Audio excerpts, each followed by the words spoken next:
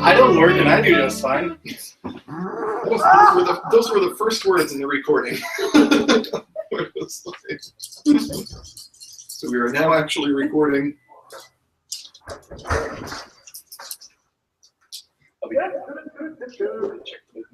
Yeah. Turn up the heat a little bit, maybe I'll make it a little faster. It had a 350. I was looking up something for a reason. I know how to box that. See, we might need to adjust the volume again now that he's There. yeah, there, just so we can.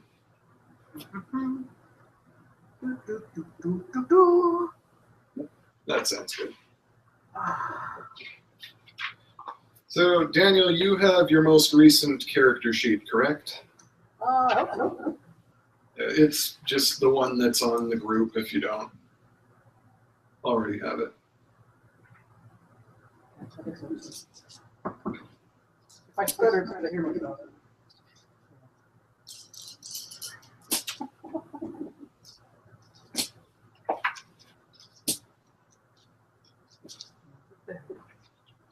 You don't have the new DVD stuff, do you? Yeah. It's down to cybernetics.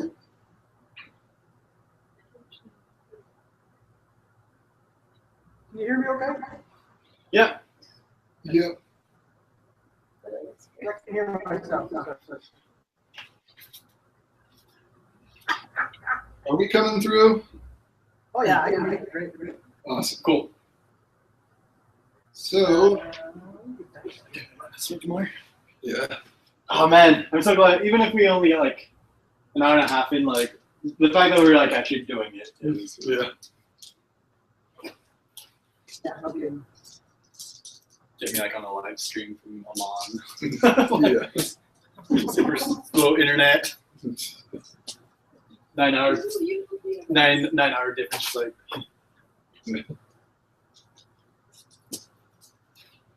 Get all my papers in order over here. so, how's work been, Daniel? What? How's work been? That's good. That's crazy, but good. Like always.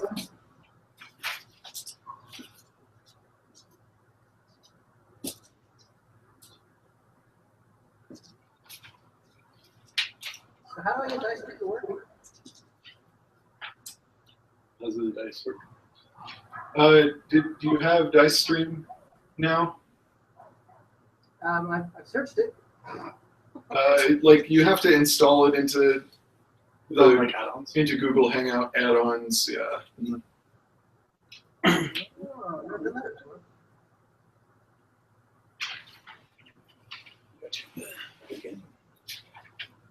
My God!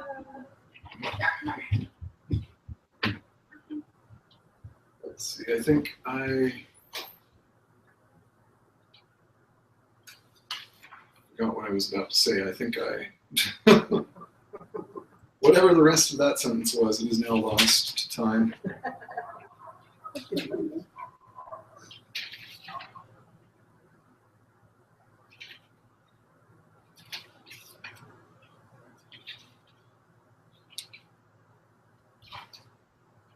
Do I have to follow it? I'm confused.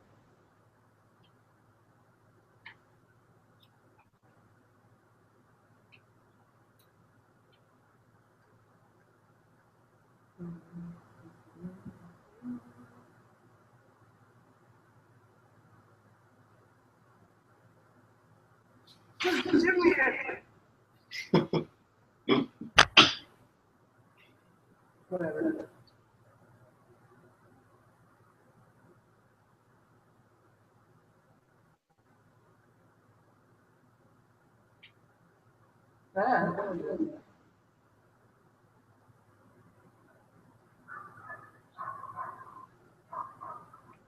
Yeah, I'm pretty sure we're going to have to end up splitting up this adventure over a couple of nights this week, so, because we're starting pretty late.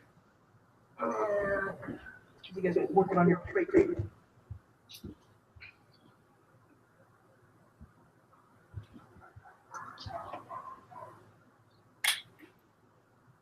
All right. Matthew McConaughey has joined the game. It could be a horse. We're not sure. Oh, John Kerry. Matthew McConaughey horse. Oh, Betty, look.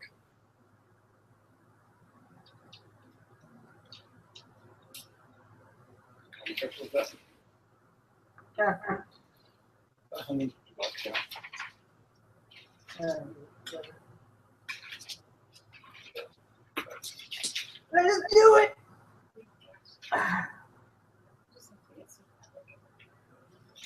Wow, did I really somehow manage to... I think I somehow managed to end up here without Rosie's character sheet. Oh, do you want me to grab my iPad? It's not online. I don't have it on the group, so...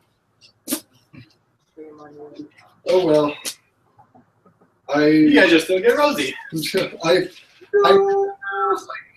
I remember at least what a couple of her skills are ranked, and so that's like... He didn't sleep much last night. I know how that really goes.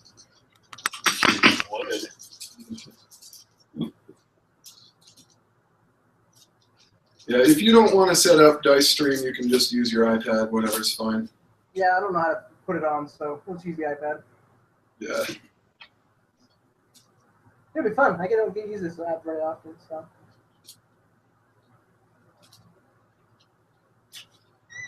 I have to find it.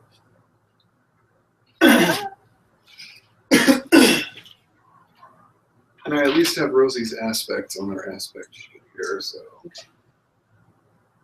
Did I really do that? How did I do that? I swear I printed everything out. Nope, you failed. This is by your shop. Let's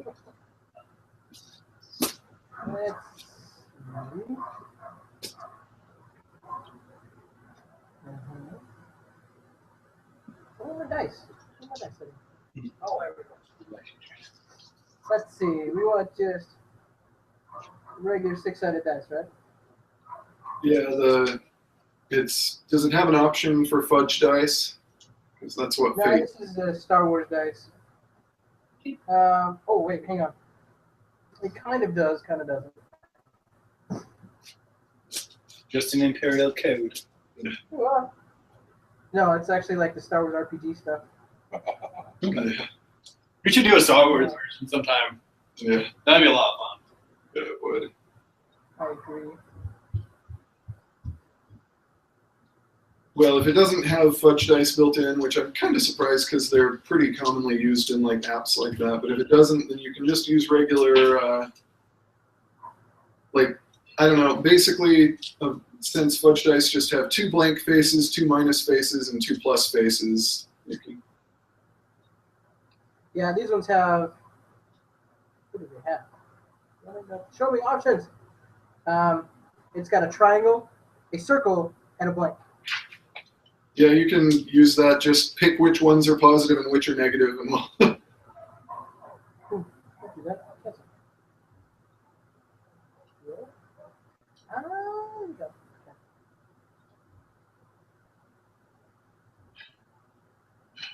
Okay. Ooh, zoom feature. Sorry, it's been a while since I played with this. yeah. Yeah.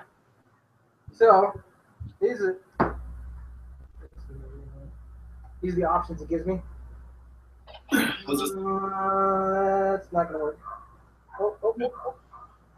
We can. Yeah. Yes. That'll work. I'd go a little longer on those. So, the triangles will be positive, the circles will be negative, and the blank will be blank. All right. And all rolls are done with 4 dice, so Perfect. That's what I've got. awesome.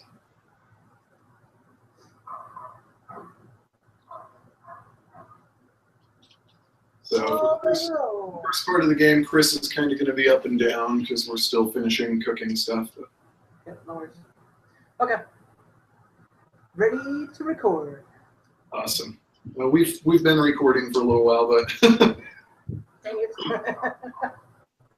this will just be Ready to continue. this will just be the less exciting, we've added Google Effects, apparently. Okay, so we're ready to get rolling here. Okay. Unintentional pun. Like my life.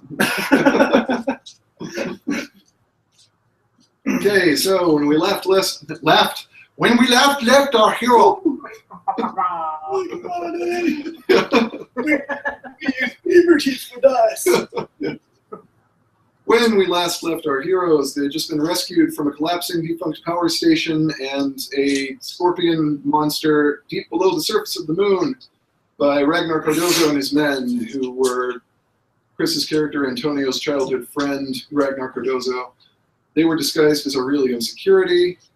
Donnie lost consciousness because he'd been awake too long with too little sleep, and John should have lost his legs. But John should have been like really, really brutally disabled. But so Russell is shorter now than he is. Yeah. That is for And so right now, Donnie is unconscious. The rest of you are awake. We'll just... Isn't this how we usually start out games? I'm unconscious, everybody else is fine. Kind of seems like we're making a habit of this. It's your shtick. At this point, it's tradition. We'll just...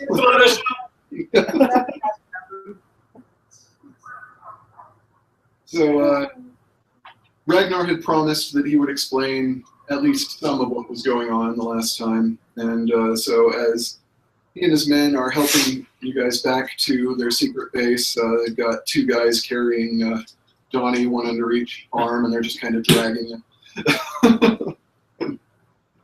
So Ragnar explains that says, well, since like there's so much to tell you, I'm not even sure where to start. It's a very long story, but okay, so this is going to be, I don't know if this is going to be any harder to believe than what you saw down there or anything you've seen recently, but I'm a knight commander, actually, in a secret order called the Order of Raziel, who are humans who have knowledge of the Waithra, the aliens that you are like a hybrid with. And for thousands of years, under various different names, we've been serving to protect the Waithra from general human knowledge and from, actually receiving harm from people. And we're named the Order of Raziel after an archangel of protection. Some of the early order members actually believed that you and your kind were gods, but we've pretty much left that superstition behind by now. I was recruited because I was close to you when we grew up, and the order knew that you were a host, and so around the time you left to work at the UN, they contacted me, and I've been training since, and they've promoted me a few times. And basically they assigned me to protect you, but they don't want me to be too close because they don't want to be noticed. And we do our best to keep tabs on known hosts in order to be able to, get you out of bad situations where possible. But there's a lot of disagreement regarding how much interference the order actually should be allowed, and because the balance between privacy and security is a little shaky. And so by this time, as he's been explaining this, we've made it back to his base, and the door shuts behind you guys. His men kind of throw Donnie on a couch as gently as they possibly can, but and so Ragnar just, if you have any questions, I'll try to answer them, but you have to understand that I'm not privy to as much of the information as my superiors have.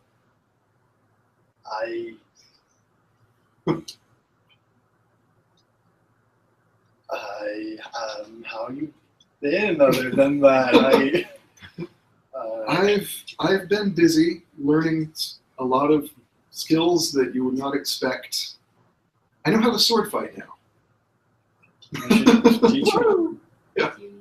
You would be amazed at you have been through. And actually, just a side note, not like out of character, sword fighting is still a relevant skill even in the future because it's gunfighting on spaceships. Awesome. It's, It's not like blowing up and shooting a hole in the wall would cause it. yeah. Shooting holes in the wall of pressurized spacecraft may not be the wisest plan.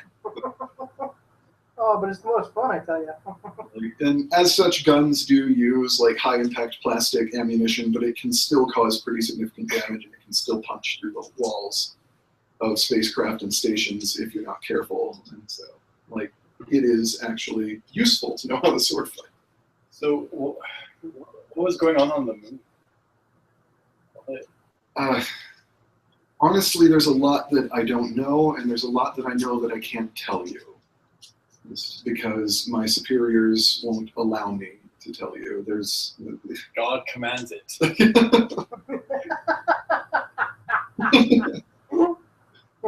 That's a good thing I'm unconscious, or I'd slap you in the face. we're not a religious order, Antonio. The name of the archangel is symbolic, and it's like, was he always angel of protection? And so, look, I honestly do wish that I could tell you more, but there's, I shouldn't even say this much, but my superiors don't all get along very well, and there are some disagreements in the in the higher ranks. So. Should I lay low or Nothing to do with you. No, even though I don't think that would do much because apparently you guys have had me targeted for a long time. So no, the order would never represent a threat to you. That would go against everything that we stand for. But they just have differing opinions that are very strong about how exactly we can best protect you. And so there's infighting and power struggles. you guys are aware of the baby. Yes, we've assigned a knight to watch over the child and make sure that nothing happens to it. And not all of the power struggles that we've been having are even completely internal. There's this crazy religious group that calls themselves Terra Sanctum that have somehow become aware of the Order's existence. We don't think they know the full extent of our purpose, but they've been kind of hounding us a little bit. They've made minor terrorist attacks on one or two of our locations. But So have you guys ever interacted this directly with Wayfarer people, or? occasionally, we mostly try to avoid it when possible, but we do occasionally have to come into contact with the Wayfarer hybrids. And for the most part, we do try to stay at arm's length so as not to influence your life any differently than you would, but we're not opposed to it if it becomes necessary to protect you.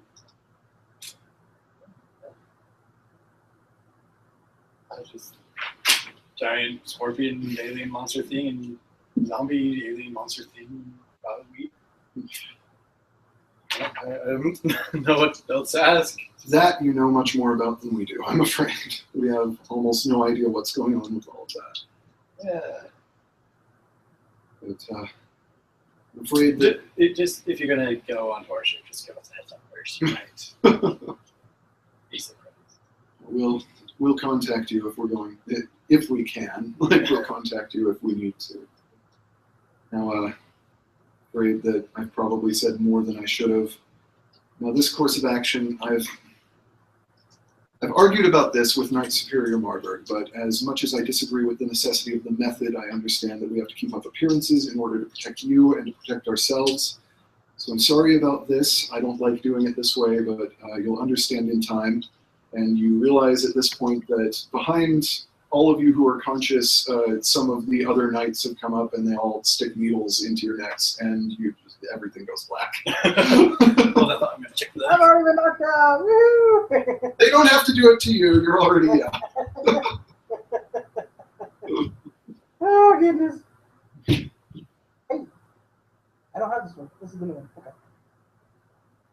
So I just pulled up my character sheet.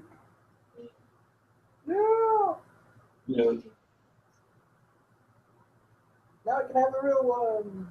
Yeah, there was like you guys transferred a Wither symbiote to an infant because that's the way that their reproduction works, basically.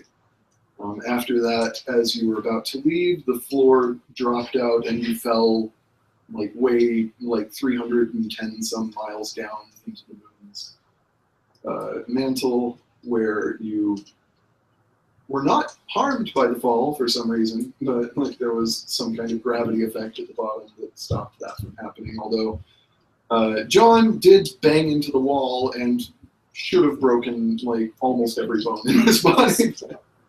But I was merciful on that one because he wasn't actually there by that time. But you found yourselves in a not secret, but an abandoned power station that had been down there from hundreds of years ago. They used to generate power in the moon by using thermonuclear generation and that kind of thing. So they were basically using the moon's inner heat in order to power the stuff that they had there.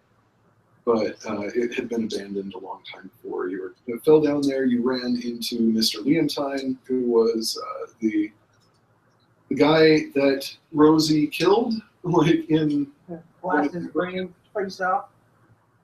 I believe at the time that she actually killed Leontine in that adventure, you were sick, and so you weren't there for that adventure.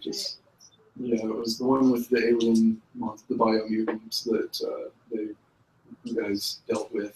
And at the end of that, because Leontine was responsible for basically mutating a person into that, Rosie killed him. And so he supposedly was dead, but you ran into him again anyway down here. And then he activated a device, turned himself into a alien scorpion monster with armor plating that looked kind of like teeth, and started chasing you guys through the power station. How could you not remember this? I think you were pretty tired by that time in the adventure. Terrifying. I don't know how you do it. I think Daniel probably does actually still have the audio to that, don't you? But you have that to me. I have previous adventures, but I don't have our last one. Gotcha. So then, as you were running from it, the station, it started attacking you so viciously that it didn't, whatever the Leontine scorpion creature thing was, started attacking you without any regard for the structural integrity of the power station. So it started collapsing around you guys, and you basically ran out. I think, again, Rosie was the one who ended up slowing the thing down enough that it got crushed. And then you thought that you were just going to die because the place was collapsing and you had no way back up. But Ragnar and his people from the Order of Raziel basically beamed down somehow and used some kind of technology that you're not familiar with to take you back up to the surface. And that's where we started. And as soon as you guys got back in there, Donnie was so tired because he'd been awake for so long and hadn't had the opportunity to sleep in that adventure that he just passed out. I'm awesome.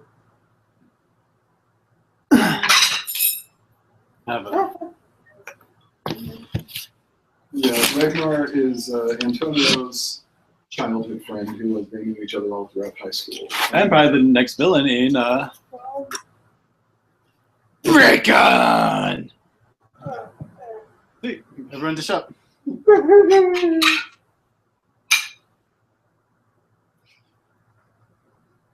Hit you up. Honestly, since I'm narrating, I don't know how I'm going to eat. But we kind of find a way, I guess. How about you? I'll have David's. Yeah. Yeah, we'll send you a link and You need download it. refrigerated? Heck no, just mail it to me. That gives me an idea to try something. Okay, let's keep going. Alright, so Where's the last recording? so that catches you up onto where we just started. So where are we located? Yeah. They taken you back to like their base, like a secret location. That you didn't really get a feel. Yeah, you didn't really get a feel for how you got there. They just, you know. Come with me if you want to leave. I want some. Ah! Stop slowing around me. It seems like there's two there, so we could- You know what I mean, Chris? Yeah. Two, so we can- So it could be from the big. Yeah. Okay. Well, So when you wake up, you are back on the reclamation, and whatever they used to knock you out actually doesn't have a hangover, so you feel fine. You're just a little groggy, but fine. I probably got a hangover. Yeah. You might. You were awake a really long time. Your life is just becoming a hangover, Daniel. Yeah. Too bad I don't drink. I might actually feel something. But the reclamation is moving, and you're in space. And Crystal's piloting. You can, like, if anybody wants to know, like, you can go ask her where she's taking you guys. So what happened when I was knocked out between the evil spider monkey and waking up here? Yeah, you do sort of have limited telepathy with, like, she has a limited telepathy with everybody, but, like, especially you since you have the crystals. So I asked her, Yeah, where are we going? Crystal explains, well, we're on our way to Interamnia to take care of the job that you. I don't know if you guys remember that you had agreed. You'd taken a job to take medical supplies to Interamnia because they had a breakout of the Red Plague, and Leo the Powell's offered like you guys the job to carry med supplies there. This is the other Yeah. Like, and then you got caught up in a whole bunch of other stuff. But basically, you're a good quarter of the way to Interamnia already, and there's a couple days left in the flight. Can you hear us okay, Daniel? Oh yeah, I can hear you guys great. Cool. You weren't able to pick up as many supplies as you had originally intended back on Eros a couple like adventures ago, which means like a couple years ago. Like in terms of us, but like, you know, like a few days ago for our characters. You weren't able to get as many supplies as you needed because the medical supplies that you were taking to Interamnia took up a good part of the cargo space. And so you're fine on supplies for the short trip, but if you were going to go too far out, you need to restock. You can't get stuff while you're in Interamnia because you can't go in. Like, they're on lockdown because of the Red Plague. And so your mission was to take the medical supplies to their cargo lock so you don't actually have to go in. So is Interamnia like an asteroid, or? Yeah, it's an asteroid base. Like most of the bases, like most of the places where people live out in Belt are asteroid stations that have just like, you know, been hollowed out or expanded upon. And so when Donnie wakes up, I would assume that you probably go down to engineering. It's probably a good idea. I gotta see how my baby's doing. Well, after wondering how you got there. Shake it off. I figured that the whole interaction between where I came from the spider to now I'm back on the ship. Yeah. We probably would have talked about that first, and then I go down to engineering. Yeah. Then I have to rehab that out. So when you go to engineering, you step down the ladder into the engineering room, and out of the corner of your eye, you see movement.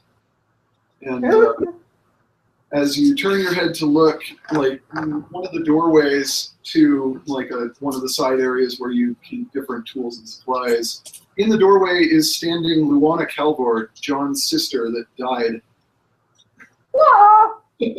Because she and Valerie crashed into Venus. And That's the thing.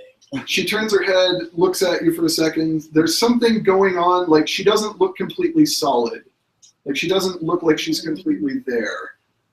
She's kind of flickering a little bit, but she turns to look at you, steps behind the door frame, and when you go to look, there's nothing in there. What the crap?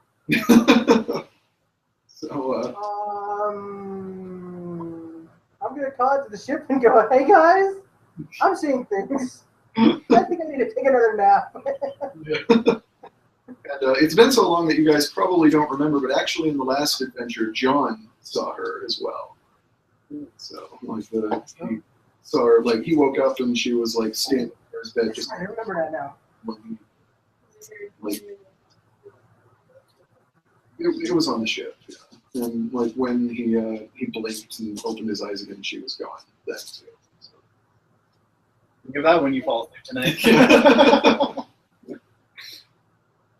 So, other than that, the rest of the flight to Indoramnia is pretty uneventful. Like, you guys, if you wanted to have any conversations, you're free to now, like, to do those scenes, but other than that, like, nothing important is actually happening. It's a pretty uneventful flight. Yeah, such a space. Yeah. We have a good two days left before we get to Indoramnia. So. Cool. 2 days, huh? So Donnie, when you saw John's sister, like, did she say anything, or? No, that is. Yeah. Turned my head. She was sitting there, and she looked at me, and then disappeared behind the door. Crystal, have you seen some ghosts on the ship?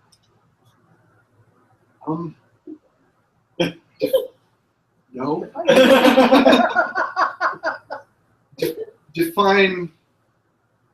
What does ghost feel like? Remnants of departed souls that are sticking around to haunt us. What is soul? It's just the concept. I'm afraid I wouldn't know what a ghost would feel like if there was one present, if such things exist, which is that I haven't detected anything unusual. Nothing after the point when she was actually traveling with you guys. So. Mystical things before she died. No, she just was. Has anyone else seen anything weird? Just John and Donnie. Thanks, Crystal. It could just be, seeing things, but we've seen some weirder things the last week, so. No, maybe if I see something, maybe I can try and do like a dice roll, or psychic or something. I don't know. Yeah. Figure out how all this works. Yeah. Hey, good luck. Maybe you have better luck than a simple mechanic, so,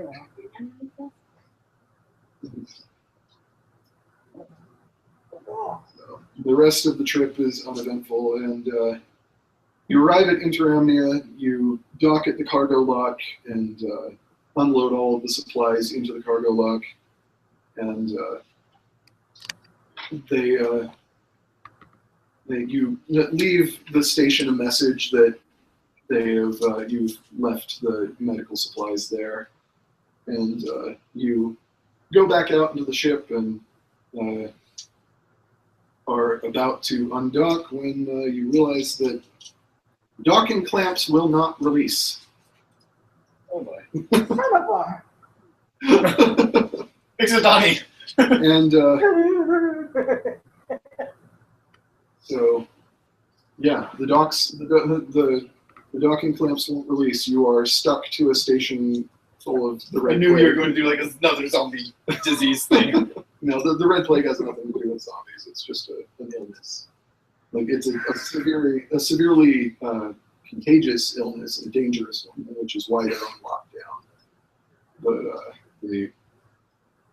it's not going to turn anyone into zombies or anything. Ursula, can you patch us through to the main stations of the bottom? Yeah, and she patches. Well, I mean, she wouldn't be the one to patch you through. Sam would patch you through. Sam, Because could you patch us through? So you're the comms officer. So you are patched through. Oh my and- gosh, she's Jordy. Yeah. Yeah, so the security on the base basically explained to you that, yeah, we have been trying to warn people not to dock because our security systems being on lockdown due to the plague means that, like, it might cause some technical difficulties. And in the case of the cargo lock, that was installed a long time ago, and we didn't classify it separately from all the other airlocks. And so, since it's not classified separately in our systems, if we actually unlocked it, we would open all the airlocks. So, Whoa. like, Yeah, don't do that. which means that people could leave, and if people leave, they carry the.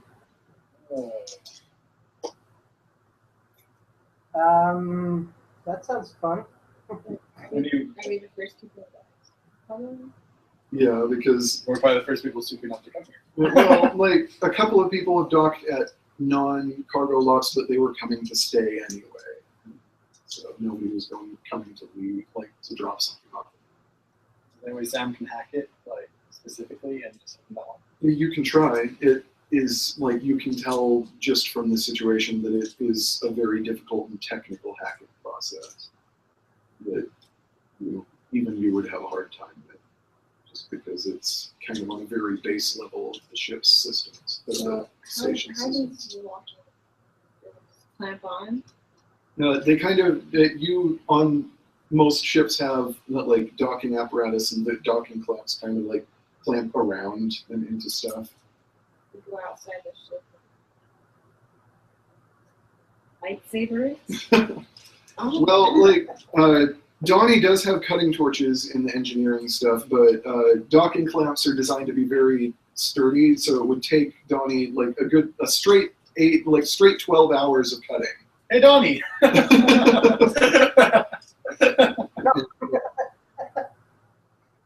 So. I know. Heck no. not having cut for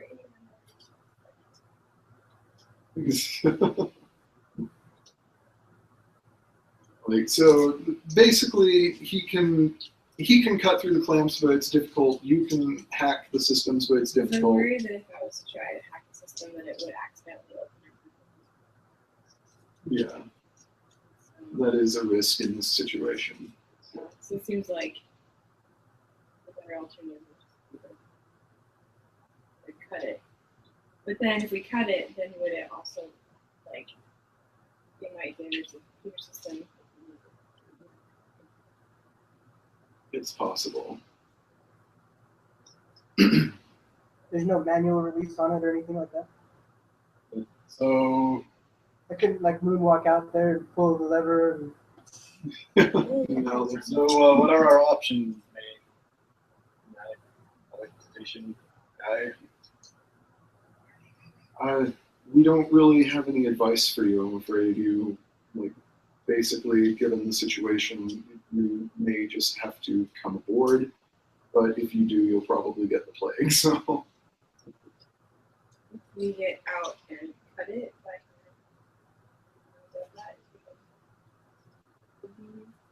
no, the virus can't survive in space, and it's just airlocked are inside. they okay with us cutting it? They're fine with you trying if you want. Yeah. Well, I'll give you a hand, Donnie, if we need a cut. We have more than one torch? Yeah, he has a few. Of course I do. I really want to avoid that one. Yeah. Because maybe we could all three of the guys go on. Yeah, there are 4 clamps, so people can like the Roses. yeah What's the the damage that's gonna be done on these? I mean, can we use the clamps ever again, or do we have to reinstall new ones? Or these are their docking clamps, not yours. It's just like they're not the recommendations clamps, but I can handle that a little bit better. Commander, is there anyone you can send out to help us cut through these clamps? Not easy. Well, I mean, they'd be answers. Unfortunately, we can't spare any personnel at the moment.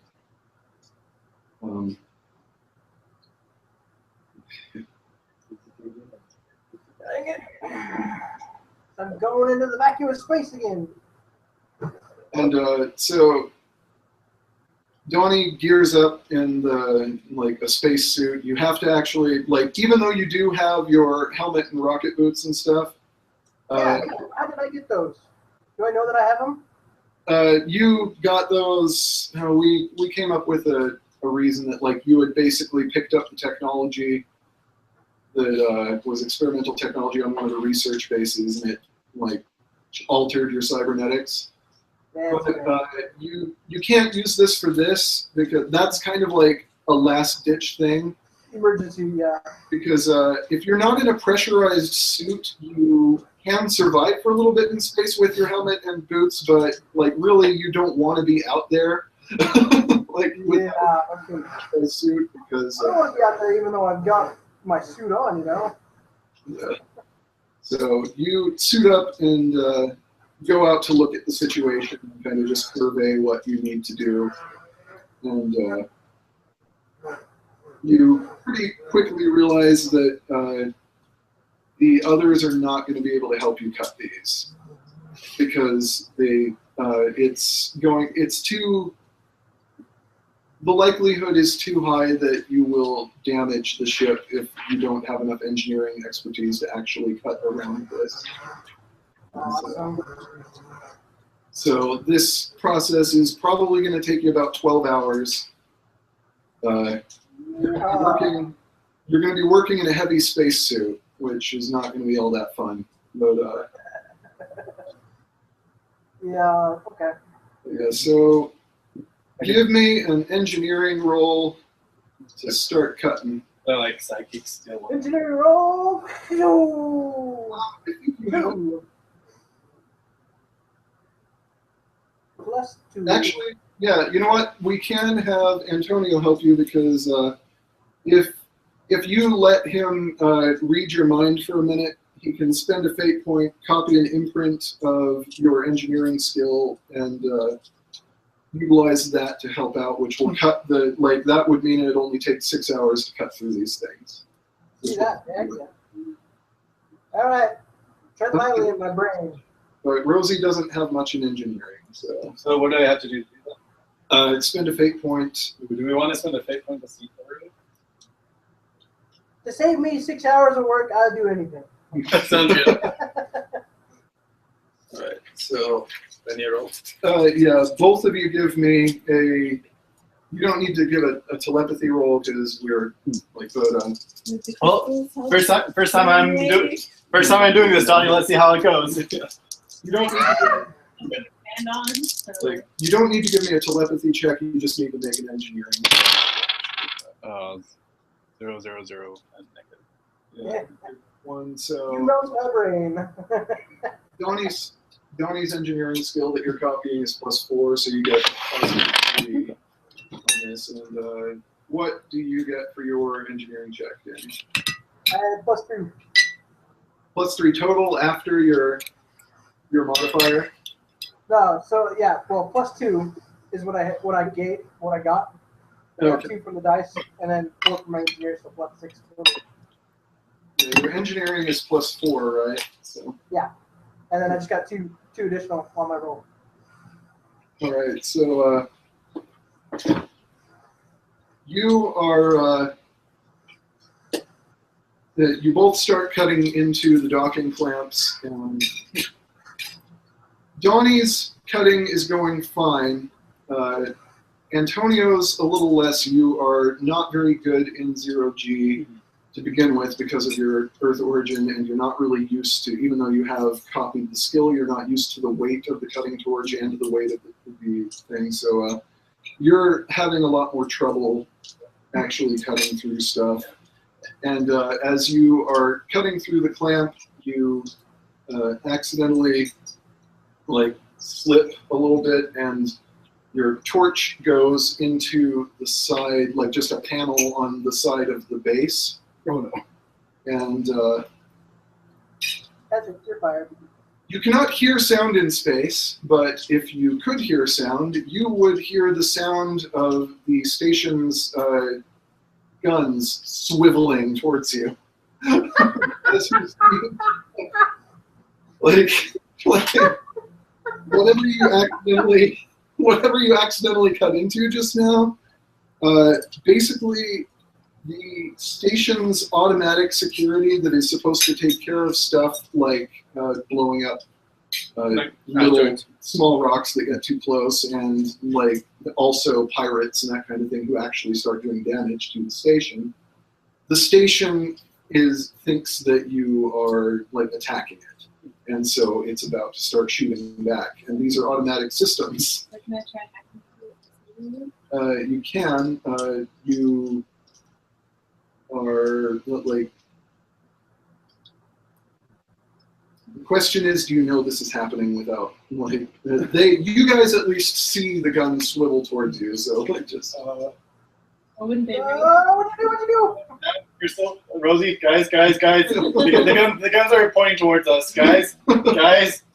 Okay. So. All right. So if you want to try to hack those security systems, you can do so because so give me a hack check. Kill it, Sam. Kill it. Real good. Yeah.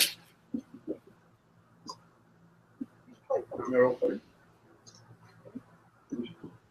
It's fine.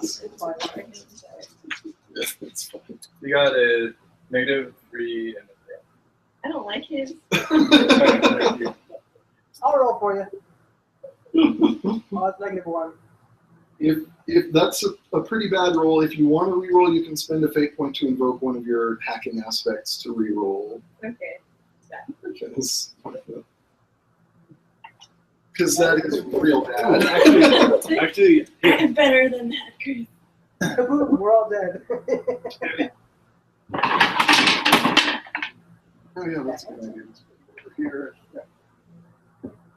Why? Everywhere. look, just don't do it too hard. Yeah, just kind of turn out of your hand.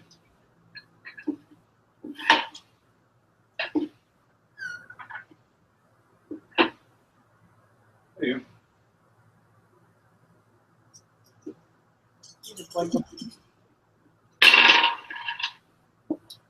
Oh, That is slightly better. it's really unfortunate. If you want to spend another fate point, like you can either re-roll entirely or you can invoke again and get a +2 bonus to this that would make it a little less terrible. But like it's your call if you want to spend another fate point.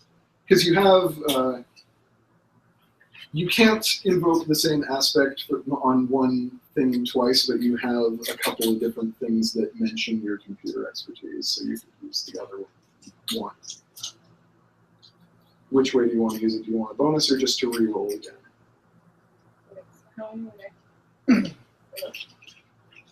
Your hack rank is +4, and you could either get a +2, like to this +4, or you could re-roll this entirely.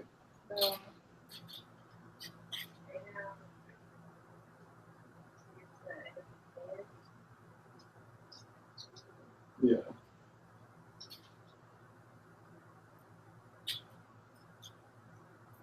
Okay. You're kind of hemorrhaging fate points right now, but yeah. So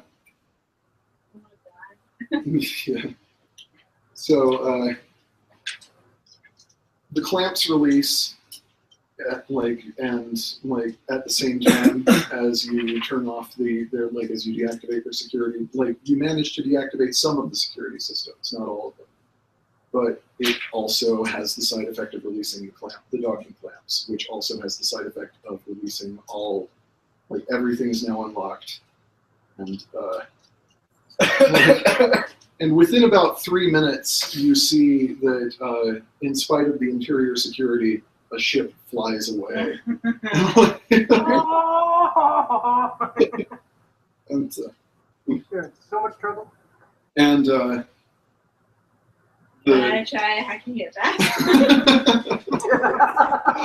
I hacked your bullet wounds away. yeah, it's a little late for that, I'm afraid. But like the people that you were in contact with in security inside are just like, we don't know what you did, but somebody just left and they were definitely infected. And if they get more than like 100 kilometers away, we're gonna have to shoot them down. Like we're gonna have to kill them. Oh, we're definitely. So if you can talk them into coming back or something, then like great. But otherwise, we're gonna have to kill those people. I'm like, Do you have their ship schematics we don't have their schematics. No. or anything to like notify both Mars and Earth just in case Do they're they have Wi-Fi? Like- Just like get on there and take control. Like you have a hailing frequency for them if you want to talk to them, but like they just say like if they get too much further away from us, we're not going to let them get somewhere where they could infect people. Okay, we'll try and contact them. We try to like, is there any kind of connection for them or what? Get in their system and redirect the ship? Not at the distance they've already gotten too far away for you to be able to easily do that. Because they are like just burning it, they want to get away. Get closer and helm. So you can hail them from here. Okay. But So I guess since the clamps are gone, Donnie and I should rush back into the yeah. ship. Let's go, Donnie. Yeah. Wait for me, wait for me. I told you I should have helped. You wanted to. You read my mind. These pickums, by the way. Yeah, you hail them. They do answer. They're just like clearly very panicked people, and they claim that they're not infected, but they did even if they aren't infected, they're almost certainly carriers, and it's still not safe for them to actually leave. Great. Well, Come on, man. Use your diplomatic abilities. yeah. So, Convince them. well, so let's try and follow them, get into a range where we can send them. Yeah, you're talking to. We just explain it. Got like So, okay, how do we want to go about this? Do we want to be with the military, or do we want to go a medical ship? We just want to. Do you want to lie to them, or do you want to? What's rapport again? Rapport is like the skill of just being liked, calm. Like that would be if you're going to take the route of trying to calm them down and talk them back into just coming back, or that kind of thing. So I could either use rapport and pretend that we're just like a medical ship and that we just want to Well, if you're going to lie to them, you'd use deceive. If you're going to just be honest with them, you'd use rapport. Like, if they're about to die, you might. So I guess I'll just use rapport. All right. So what are you going to say to them?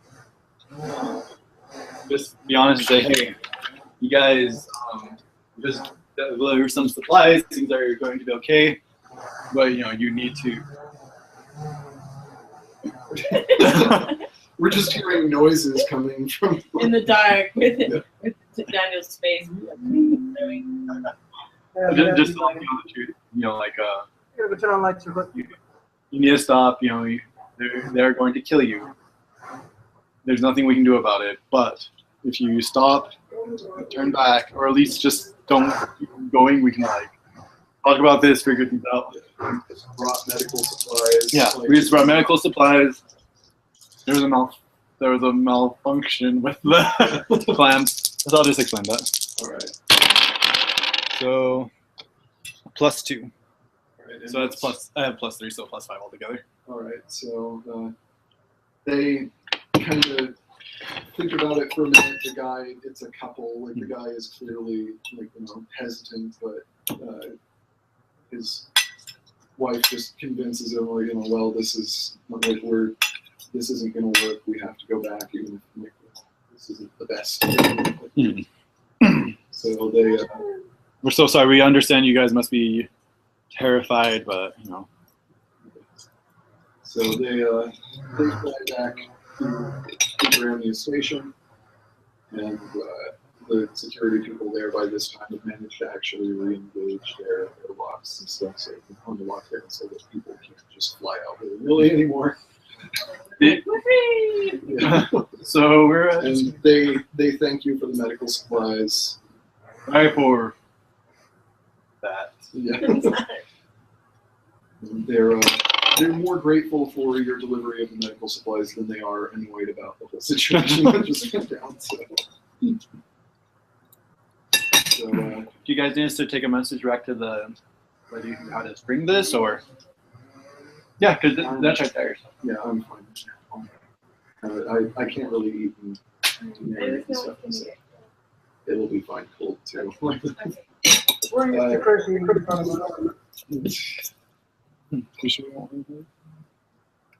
us. So they say they'll send a message to the other girls letting her know that the goods reached Ramnia.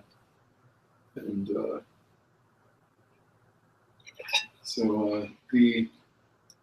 at this point, for the first time in about as long as any of you can remember, you don't have any obligations. No missions from the Neil, no crises, no one chasing you, no one actively trying to kill you.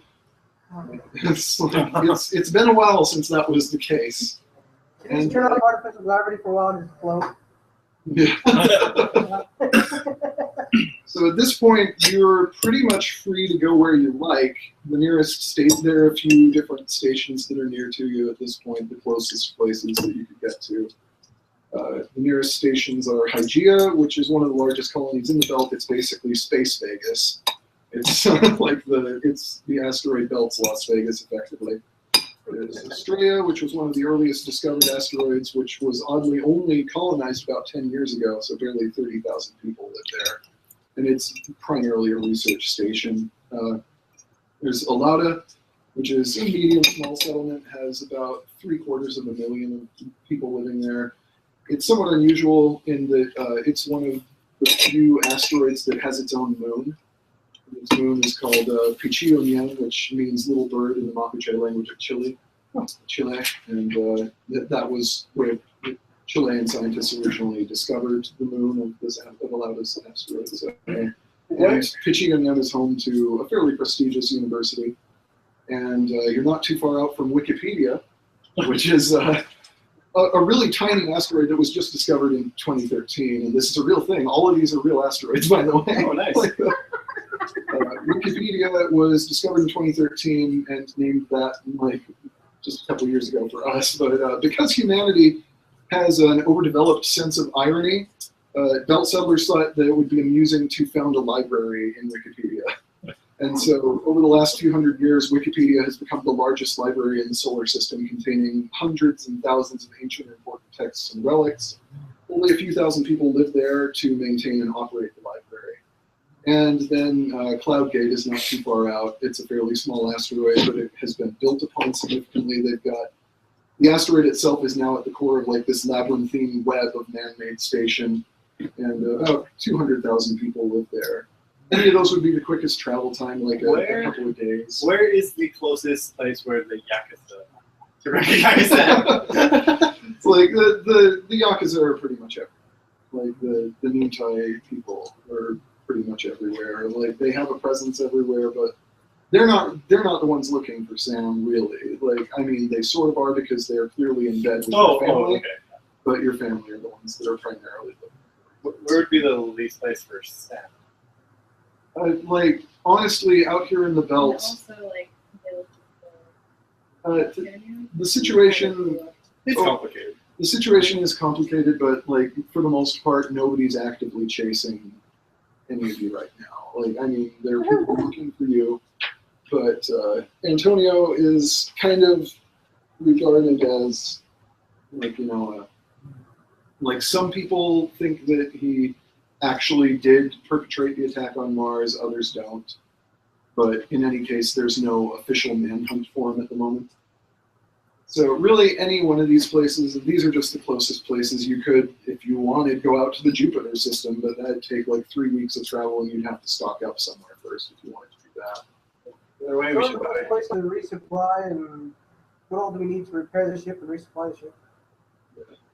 You could resupply at any of these places, and these are the closest places to you. Like even Wikipedia would have supplies just because they have, like, you know, they have to service their own ships for acquisitions and that kind of thing. So that like anywhere you go would have supplies for your restock. So.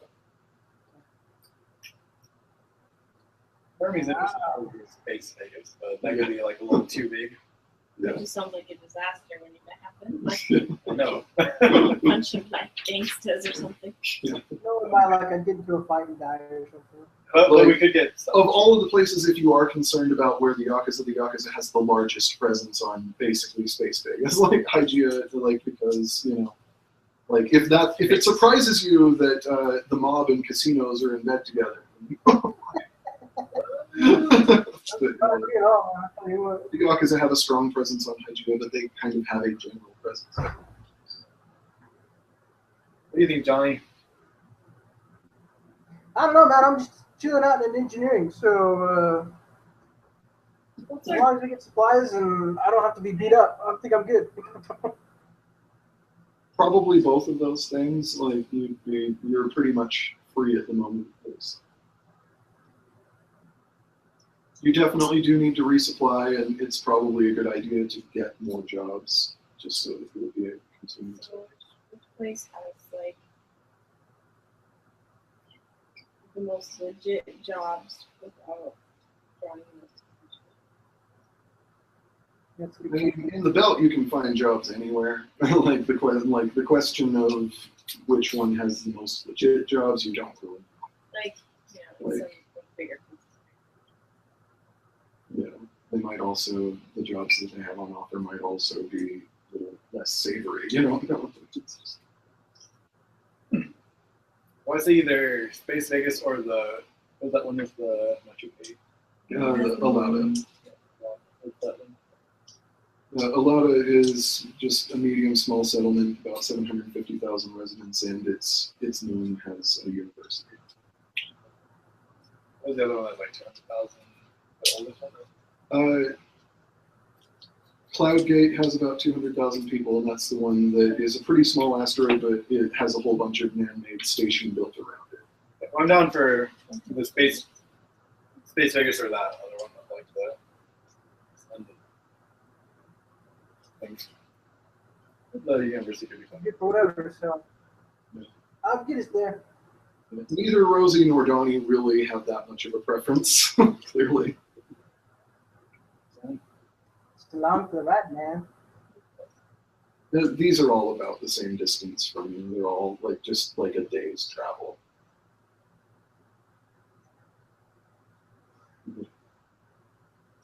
Well, that basically leaves it up to Antonio because John wouldn't really care either.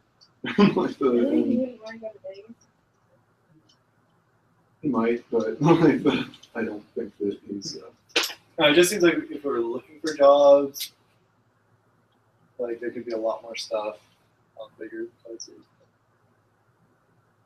It also seems like it just has this people trap waiting for us to go. Yeah, we're gonna like discuss about all these places we want to go, and then along the way, It was like metagaming. Wherever you go, there will be jobs available. Like I have ideas for jobs from any of these places, and like ultimately, like the actual main plot will happen. So, Hey Rosie, how well do you know these areas?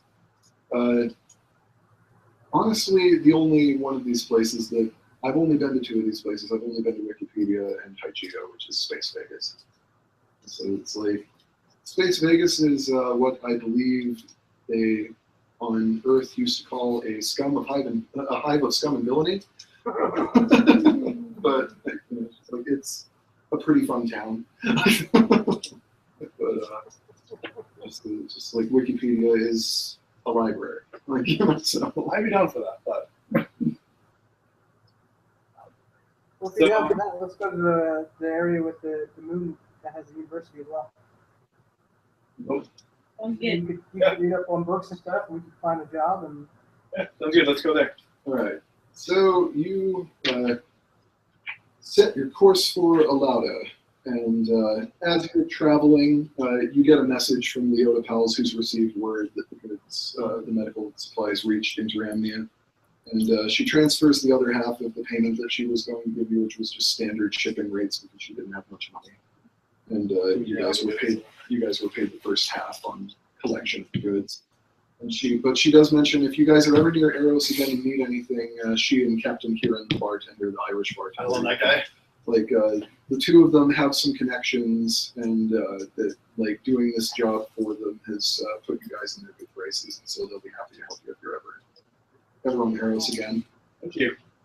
And yeah, you reach Alauda without any trouble. Like it's a pretty uneventful flight. And we're all like paranoid. Yeah. I love that you guys are so paranoid. Like that I'm gonna throw something at you. Just like I am, just gone.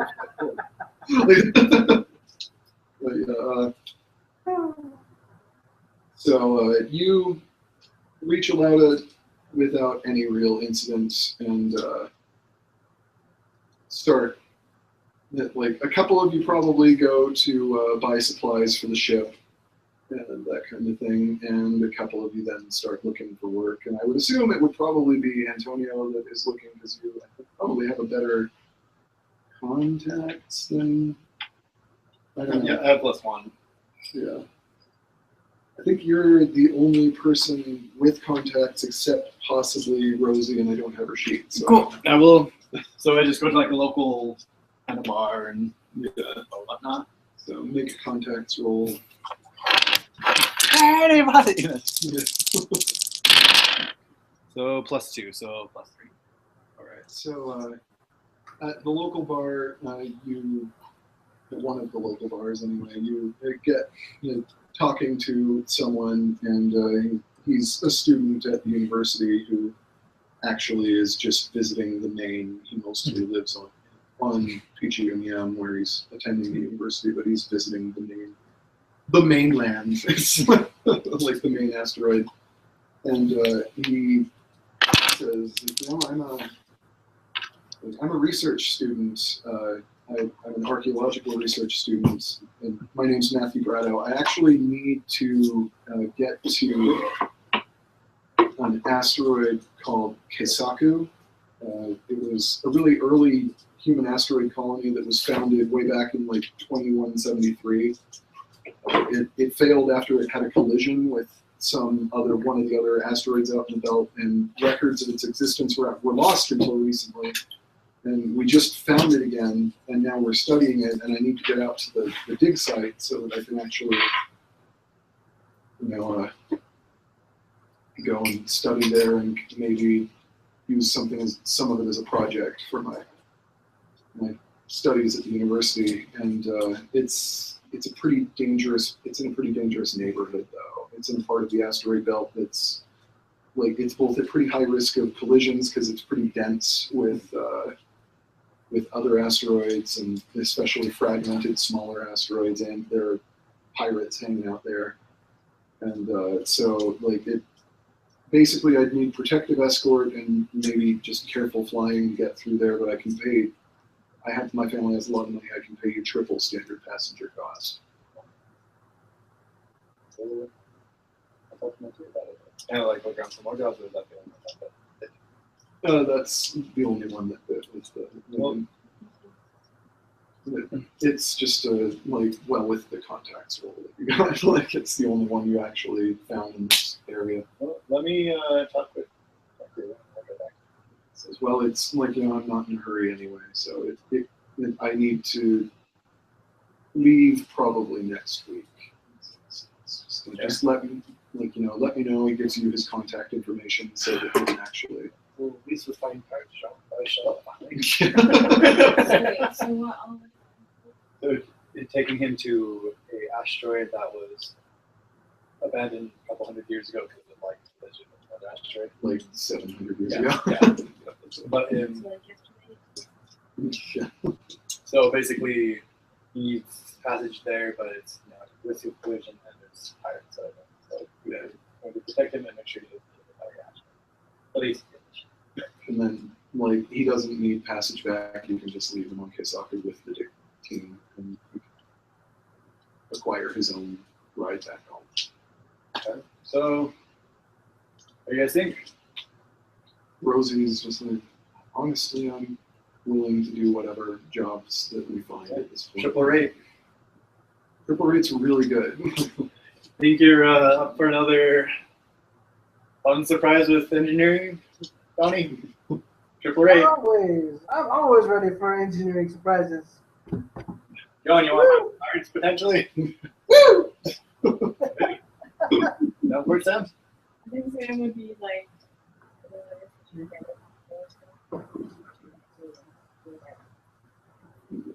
kind of like a. As you should be. Yeah, especially with who you are. Yeah. She's kind of. Like a pussy in some ways.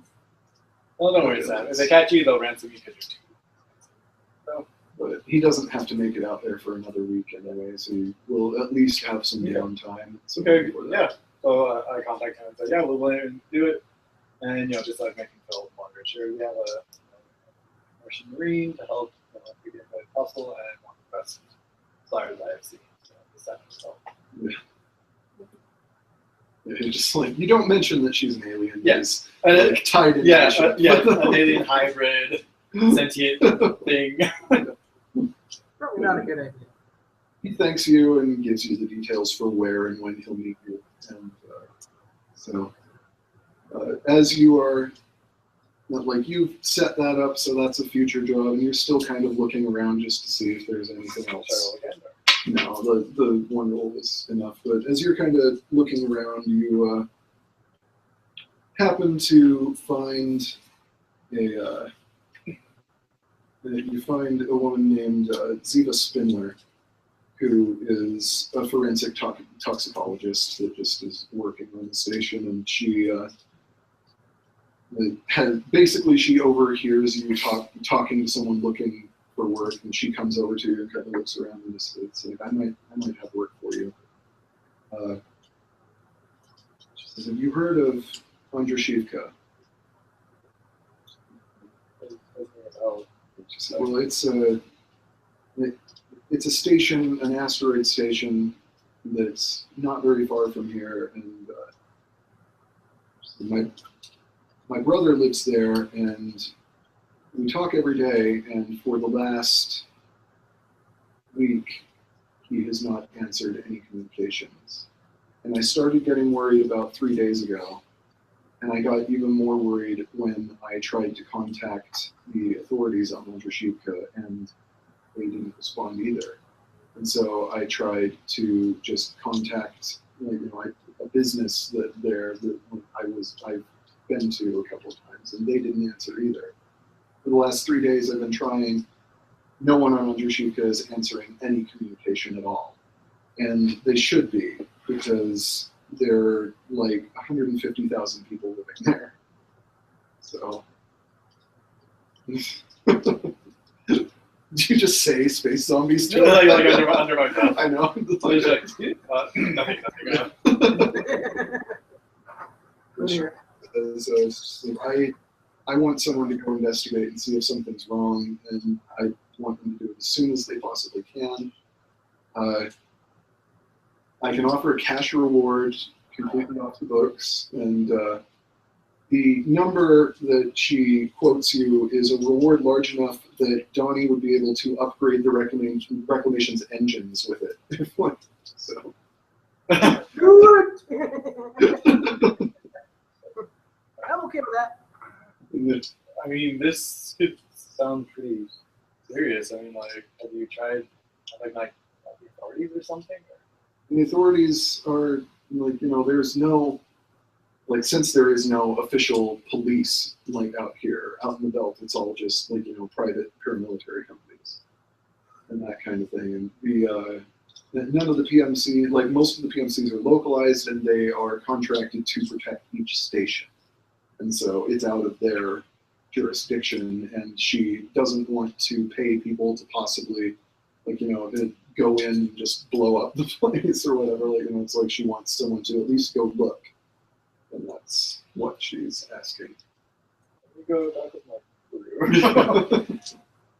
So guys, that's the lowdown. Yeah.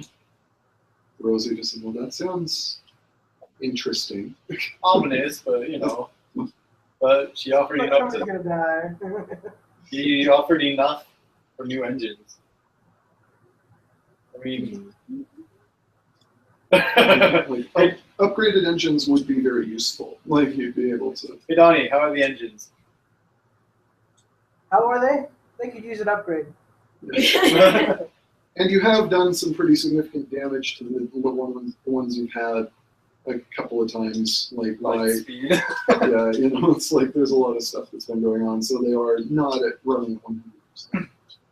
Best case scenario, maybe there's just like some ion storm blocking the signals. Best case scenario,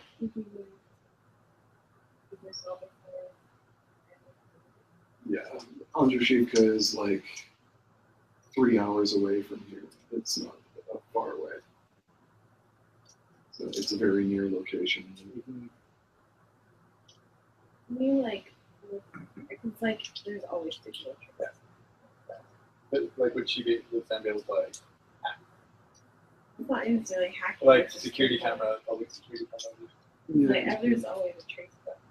Even today. Yeah. Yeah, you can look into it. You guys want to? I mean, I'll go back and get some more details. You know, like, Maybe I might do like an initial check. probably that. So, like, since you have time and it's not under pressure, a difficult thing to do, for it.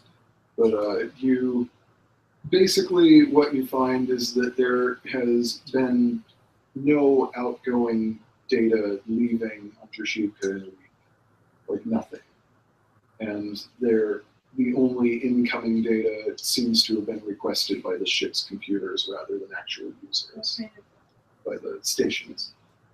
The data that's been requested is just like the usual stuff that is like the station's computers are making sure that it's like the local survey to make sure that if they need to slightly adjust like thrust to move it out of the way so that it doesn't get struck by another asteroid out there, just things like that. It's all the basic station running. So. Yeah, and those, like I said, they're just they're clearly being automatically requested via the station's systems. Like self-writing code. Like, well, the systems are just set up to automatically take care of those kind of things, like in those kind of calculations, so that people don't have to do it. And but there's been no other, like, so that's the only incoming, data is data that has been sent on the request of, like, these stations' computers. Yeah, run down. Basically nothing. Is there any way to go and alert? Like, is there an alert lockdown? It's no more locked down than any other stations, really. It's just you can. You're trying to do that one of our time. Yeah. So what exactly are you looking for? I guess.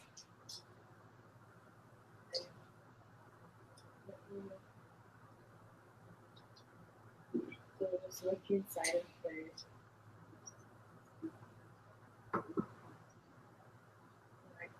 like, Yeah.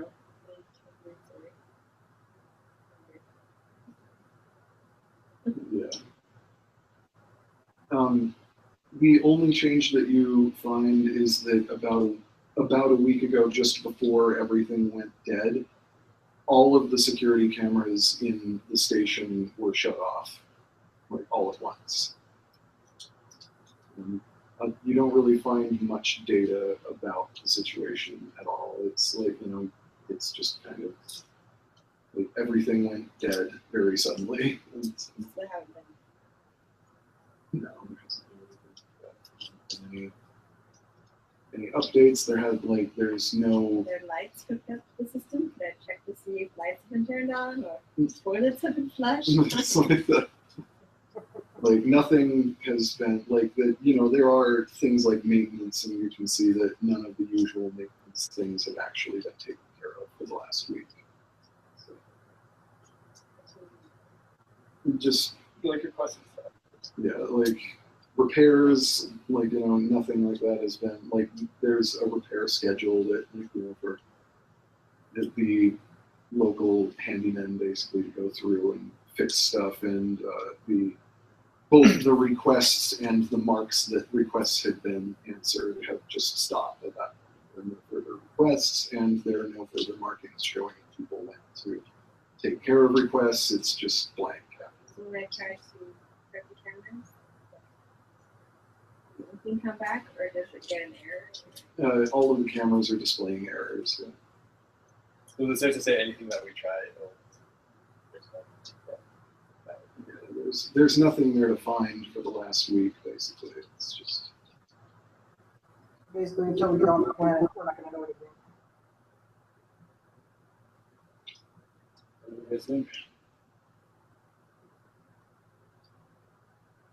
And again,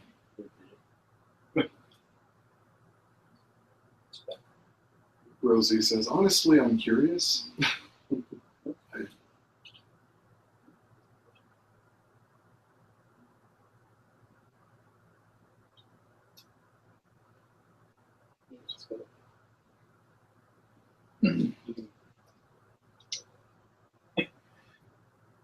very well. Let's do it. Let's go. Or not go. Let's do something. Yeah. The engines are warming up. Yeah. So Sam would probably be like, no. But you didn't. Pick her up, put her on the ship. Alright, I so think Sam just sat in the room by herself.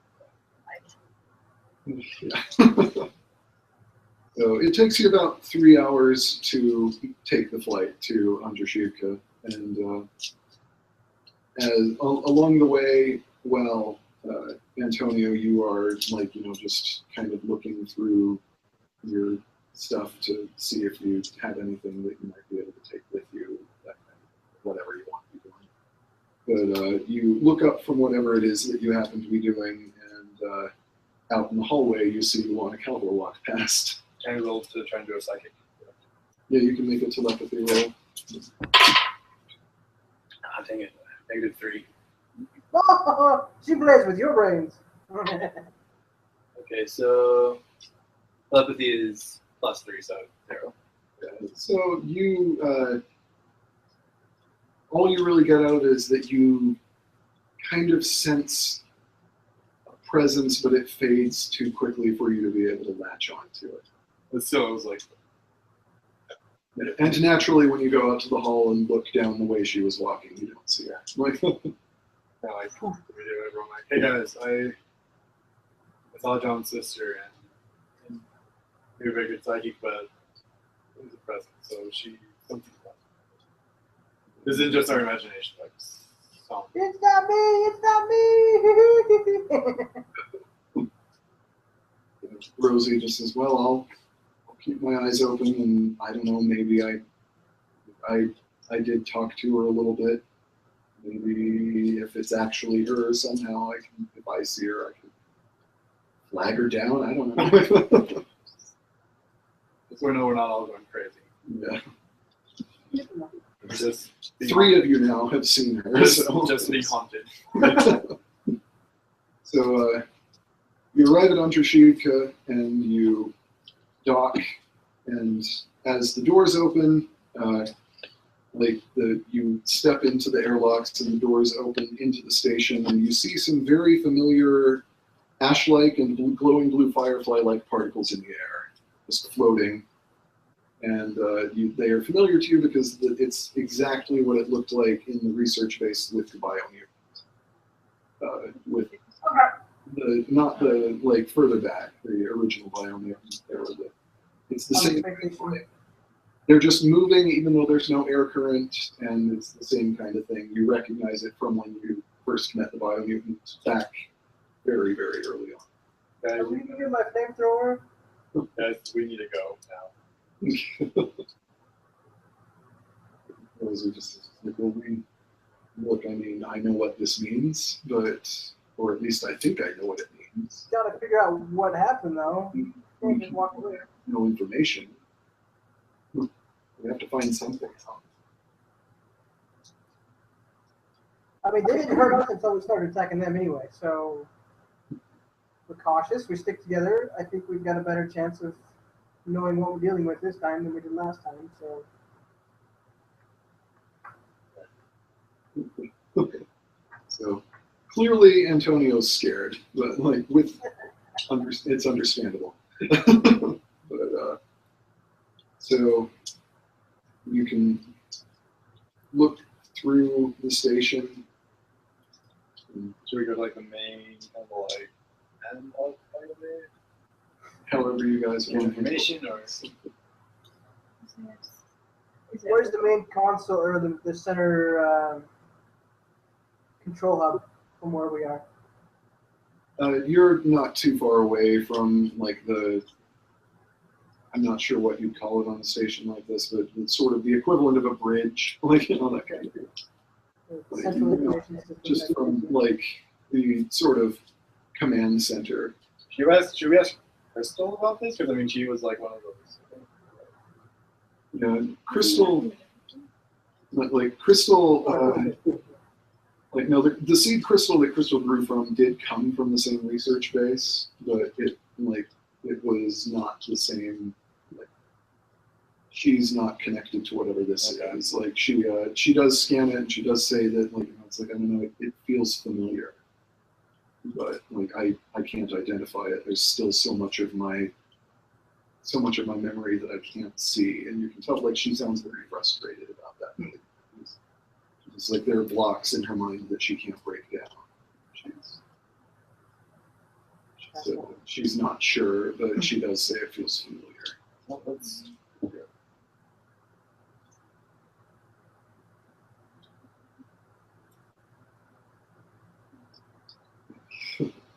Well, we can either keep going without you or break. Which would you rather do? It's like,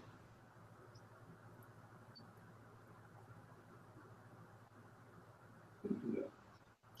I mean, there is stuff for Sam to do through the rest of the adventure, but it's like, you know, nothing really vital to her story happens here in this one. What do you guys think? Would you rather keep going or break for another night? No,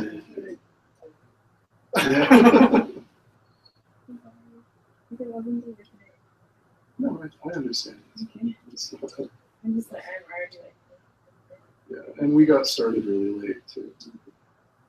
So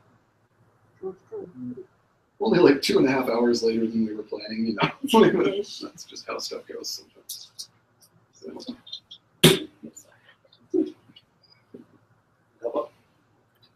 Yeah, I can't get out of the chair either.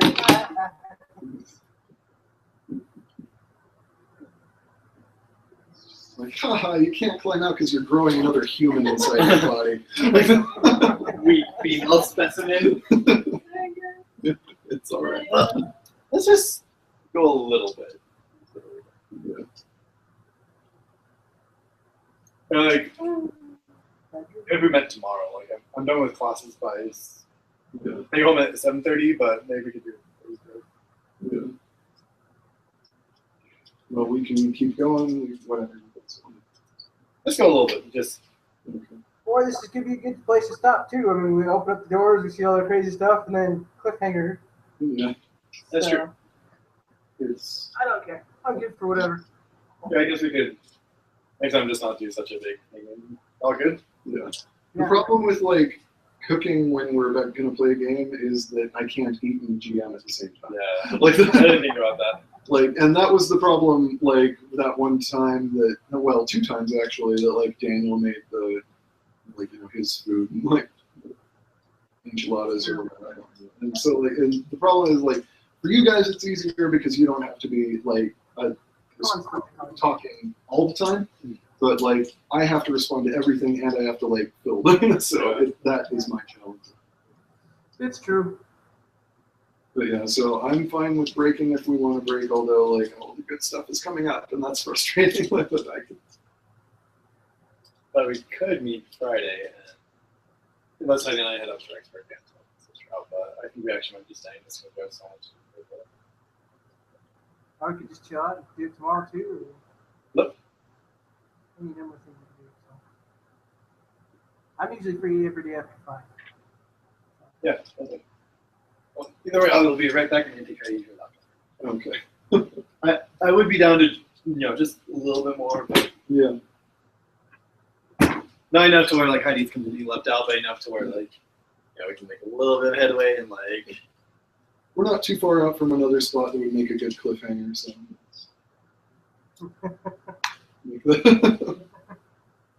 And you should be scared, both of you.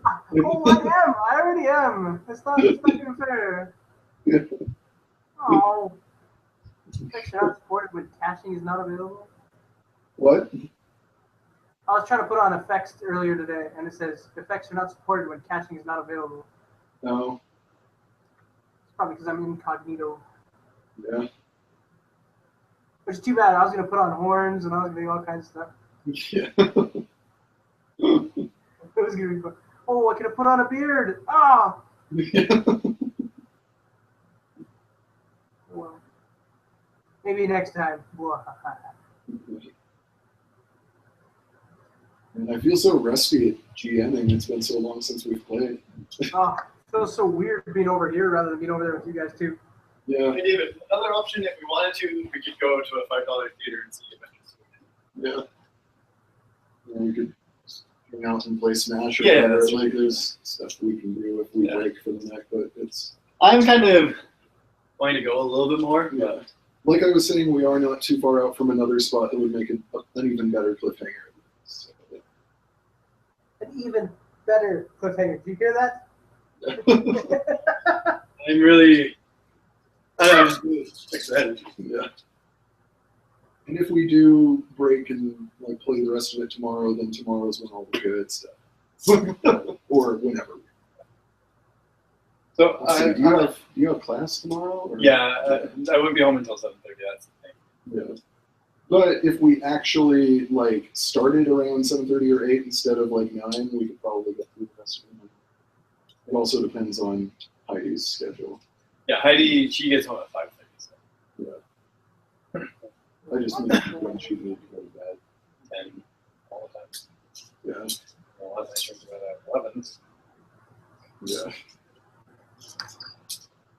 Well, whenever, like, let's just get to the break point that I'm talking about, and then we can break and figure out when in the next few days is the best time to actually. And it could actually just be Thursday. That's the best. Yeah. And then I can. Wednesday? Oh man, I thought tomorrow was Tuesday, Thursday.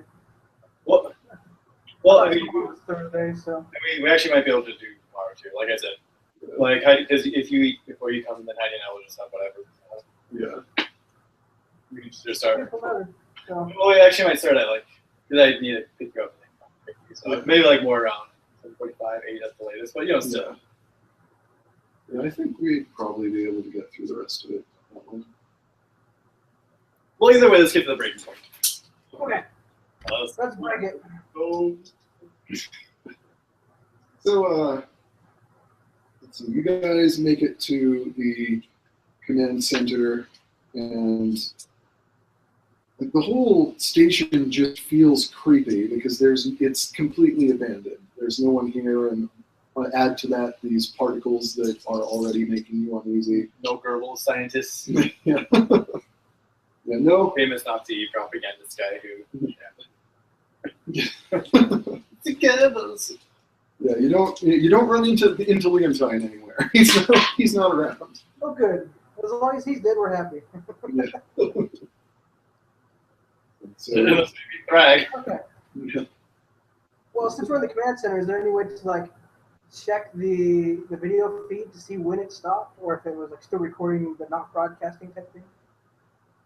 Yeah, they're like Sam probably would check that, and she basically just finds that there wasn't any visible change. It's just that all of the security cameras just cut out. But there was some kind of like flash in the last few frames. It just terrifies me even more. Okay. Yeah. Well, if Sam can plug into the main data processor and pull out any information that could be helpful. Yeah. So Sounds like everything stopped anyway. Sam gets into the main system and finds that just everything seems to have just stopped in midstream. Like whatever happened here, there were processes running that are still running that were the things that actually completed their tasks and were not acknowledged, that kind of thing. And as she's looking through, like she runs a check for life signs and finds that there's only one, other than you guys, there's only one thing that qualifies as life signs anywhere on the station. And it's in a private room, and it's just like, it doesn't seem to be human or even necessarily, like it reads more like plant life than anything else. It like psychic. Not without actually you're not anywhere near where you Okay. get Oh, okay. close. You'd have to go check it out. I'm not bad. Gotta see what it is, man. So Let's we keep Sam here, like, or do we stick together, or should we divide up a little bit? it's up to you guys whether you want to split up or stick together or whatever you want to do. I think if we keep Sam and John in the command center, and you, me, and Rosie can take off. And Well, let's do that. John, right here and take Sam with your life. Okay. John will stay here and awkwardly hit on Sam until he gets I think she's legal age. He has no interest, but that is not. That's what makes it so much fun.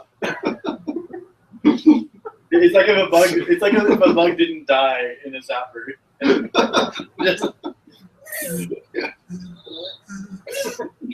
He never learns. God, you're just putting yourself inside. So okay.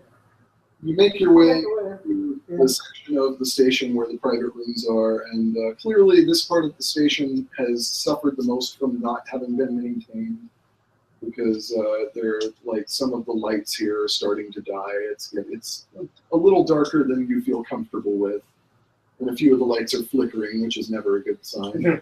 You never feel good about flickering lights in an empty space station. And but you get to the room where the life signs were coming from, and you open the door to see a man completely encased in crystal, just standing in the middle of the room, holding some kind of metal object. You can make a telepathy roll. So I got -2. So that's One. +1. Okay, well, like, you actually, in this case, your role doesn't really matter, because when you try to touch his mind, you just suddenly feel a stabbing pain in your head, and the ash-like and glowing blue firefly particles in the air start swirling around faster and faster, and kind of slowly condensing in front of you until they coalesce into a vaguely human shape that reaches out a hand to you. Oh my goodness! Can I try and psychic read that? Or is my brain like? You've got a bad headache right now. And, it reaches out its hand and slowly kind of takes a step towards you. It doesn't seem threatening to you. It's the gesture it's making is not one of aggression. It's just one of it's like, hey, it's not the. Shake my hand. Should I talk to it, or I won't say anything? But Well, you can try, but it's you talk at all, or no response.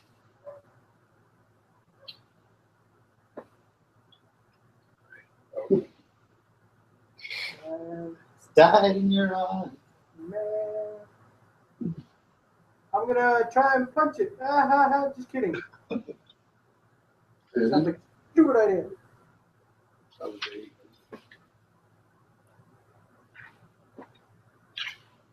You just stand up for a second. Yeah. Remember, I blame you, Daniel. you should. Oh, What nice. did I do? Thanks.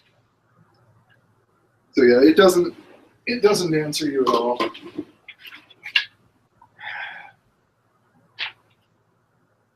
It's just standing there with its hand up. Yeah. Give it a high five.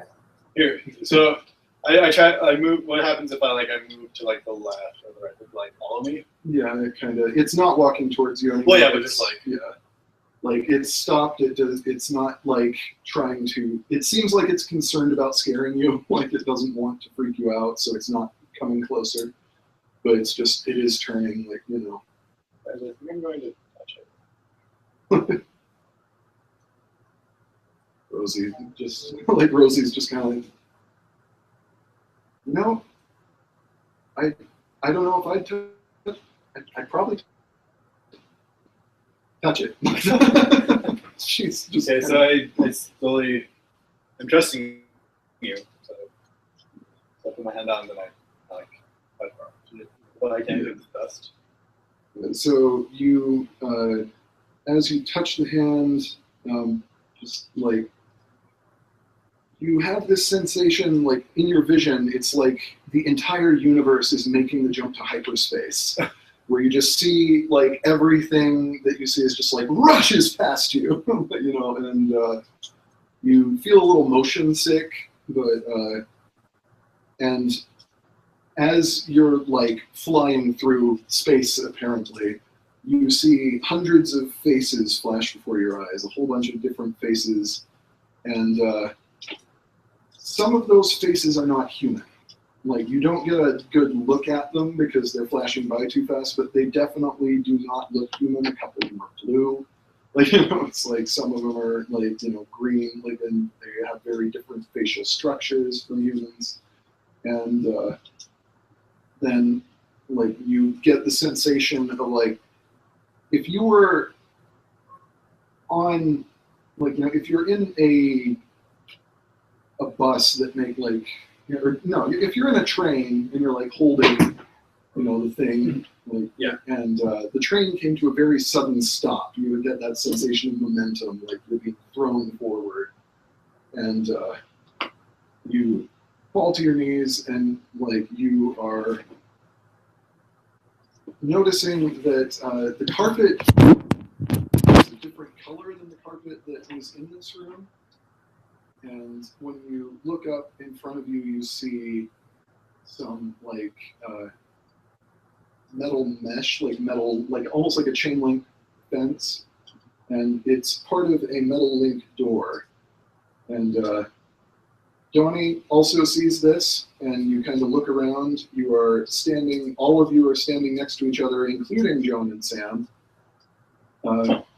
And you are in some kind of building. There is a window over there.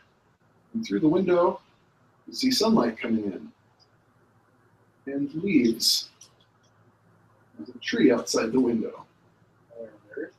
You kind of gather that you have to be on Earth because it feels like Earth gravity. It's Rosie or Not yet. She will in a minute when she kind of figures out what's going on. But you are in the holding cells of a courthouse. Not in the holding cells, but you are standing in the hallway looking into one of the holding cells. And it's about this time that Rosie kind of catches up with what's happening, and she like grabs at her chest and falls down just falls down to her knees, and she's really struggling to breathe, and she essentially is using all of her strength to not collapse right now. And she turns to you and just says, like, this is Earth gravity. This is full planetary gravity. She's just like, look, I did, like everybody else in the belt, I did the exercises to ensure bone and muscle strength, but there's no way to do that for the heart. If we've got, and she's coughing at this point, she's like, we've got about an hour in these conditions before my heart collapses. So. No!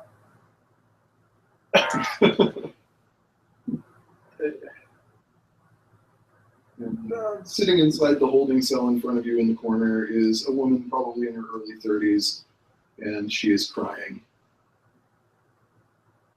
And break. Oh, David!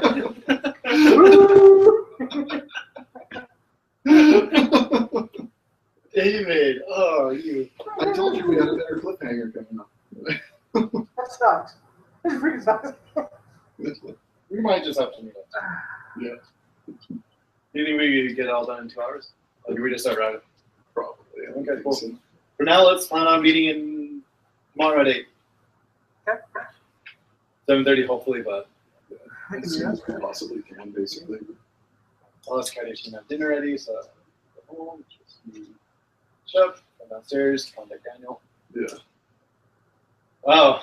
That, Man. See, if I'm going to drop you off, that's where I want to drop you off, is like leave you somewhere where it's going to torture you. A random person crying in the corner. Rosie's dying. No. we're on Earth in holding cells. Yeah. I've been trying to avoid. Use my nanotechnology to support Rosie's heart. No.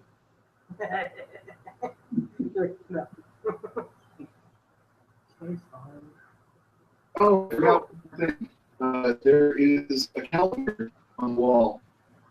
And the calendar shows a different month than the month you're in. Prior or like, You're not sure. You can go and look at the calendar. I go look at the calendar, like we're running over like last week.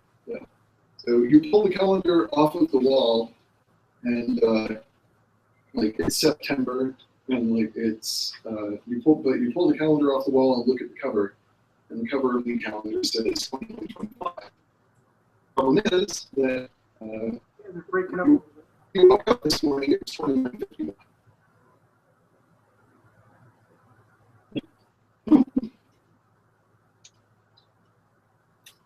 I missed all that. You guys are all pixelated and digitalized. Oh, Oh yeah. Can you actually hear us now? No. Daniel! I heard that. It's coming through a little clearer now. So yeah, there was a calendar on the wall, and Antonio ran over to look at the calendar, and the calendar says that the year is 2925, but when you woke up this morning, it was 2951. This is bad connection or something. So you're I just turned to them in horror and just show them. and break. That's where we cut off now. That's like the perfect final episode, like the final image of the episode is you're showing the rest of the crew a calendar that shows that it's like you're not only are you on Earth with one of your crew members dying, but it is the past. Wow. 6 years, so. Yeah. 2009. Well, unless we can find one of those things that go around in a circle. I hate all of you. Worse. Like that just increases your voices and shit. You guys sound terrible. Oh, That's how you're living. it was purple. It's almost like bad internet connection. Oh man. Oh, whoa. You know, we can't do AirPlay too with Google Fiber. Yeah. Well, it'd still be bottlenecked by Daniel's internet. Thanks a lot, Daniel. Hey man, I've got awesome internet over here.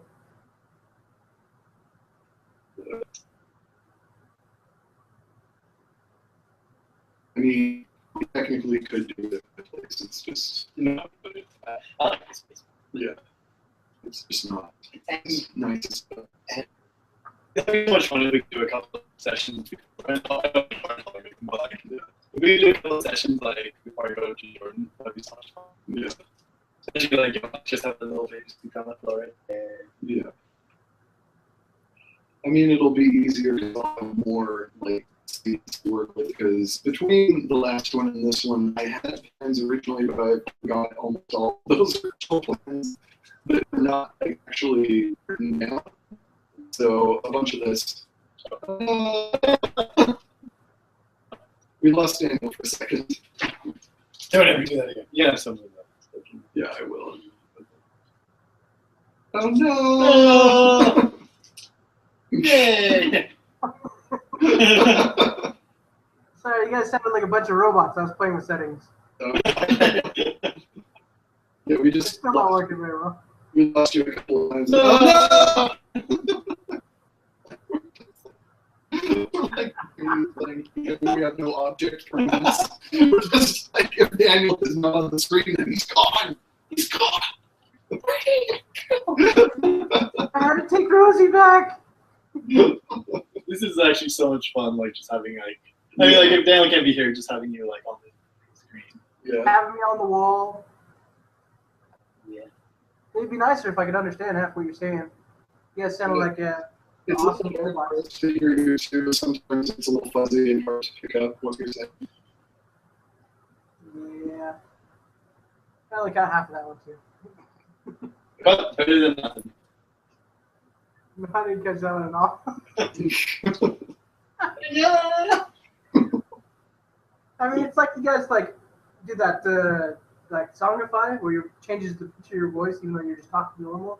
Yeah. Yeah, it sounds like that. We're being auto-tuned.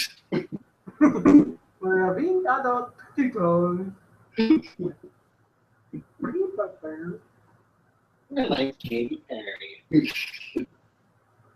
It sounds pretty cool. We could call this game Bird Count. And no one would have argued with you. That's been stuck in my head for like a week. Just, Yeah. Hey Daniel, after we're done, start watching John Tron Starcade. John Tron Stargate? Starcade, like arcade but star. Starcade. we can stop recording this now and just keep talking. Stop.